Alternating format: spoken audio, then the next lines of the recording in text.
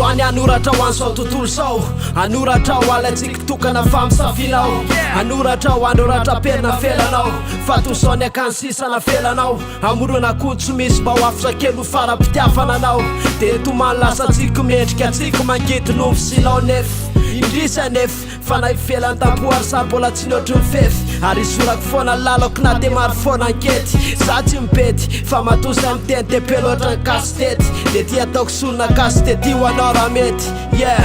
ho anao tsy ndainanao ifireo raha-drapo tamre satria efa namelana ndra saky ampamohy forone efa nezaka ihany tazay maso nilaoza aminao ty foko tena maratra toko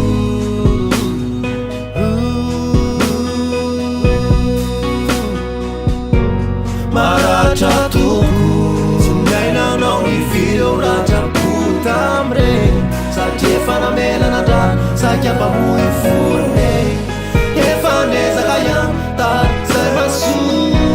nilaoza aminao ty foko tena maratra toko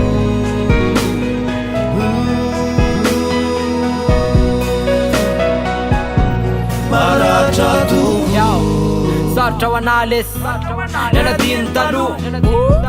tsaiko natsarony le fitiavatsika ro anketriny salavo vanomendratrapo matsiarana sponsa maraina vofo tepitepy lavo nianakory bebe satsy amtsalina nakoy bede ezakana tsara sianao ze mety raha misy vo mitemite tongava vetivety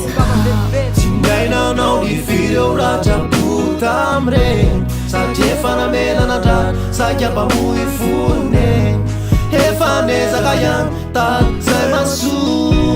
nilaoza aminao ty foko tena maratra toko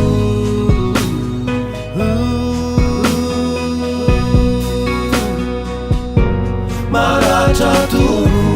tsy ndainanao ifireo raha-drapo tamre satria efa namelana ndra saky ampamohy forone efa nezaka ihany tazay maso nilaoza aminao ty foko tena maratra toko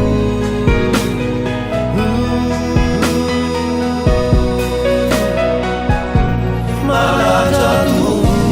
tsy ndainanao ifireo raha-drapo tamre satria efa namelana ndra saky ampamohy forone efa nezaka ihany tazay maso nilaoza aminao ty foko tena maratra toko tsy ndainanao nifireo raha-drapo tamregny satria efa namelana ndratra saky ampamohy forone efa nezaka ihany tazay maso nilaozanao ty foko tena maratra toko